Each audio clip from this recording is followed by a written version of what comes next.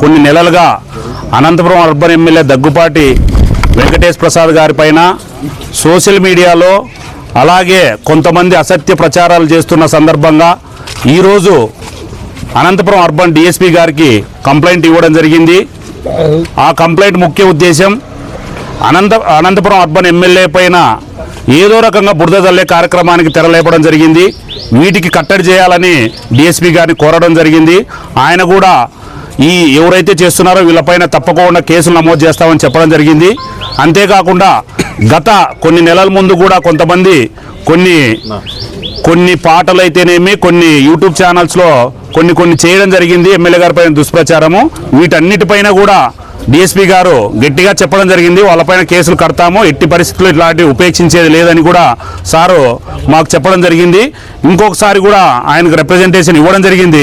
ఇక ముందు ఇలాంటివి ఎక్కడైనా కానీ ఎమ్మెల్యే గారి పైన దుష్ప్రచారాలు చేస్తే ఊరుకుండే ప్రసక్తే లేదని కానీ పోలీసు వాళ్ళు గట్టిగా చెప్పడం జరిగింది. ఈ సందర్భంగా మేము కూడా ఒకటే తెలియజేస్తున్నాం, ఇంతవరకు ఓపిక పట్టాము.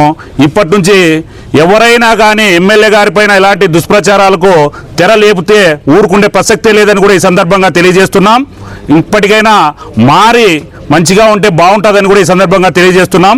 ఇలాంటివి తెర లేపితే ఊరుకుండే ప్రసక్తి లేదని కూడా ఈ సందర్భంగా మరోసారి గట్టిగా వీళ్ళకి తెలియజేస్తున్నాం. పోలీసు వాళ్ళు కూడా అంతే గట్టిగా చర్యలు తీసుకుంటారని కూడా మాకు అభయం ఇవ్వడం జరిగింది. ఒక రిప్రజెంటేషన్ ఇచ్చి డిఎస్పీ గారికి మేము ఇప్పుడే బయటకు రావడం జరుగుతూ ఉంది. Thank you.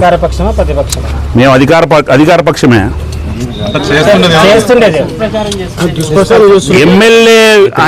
ఎమ్మెల్యే గారు గిట్టని వాళ్ళు కొంతమంది చేస్తున్నారు.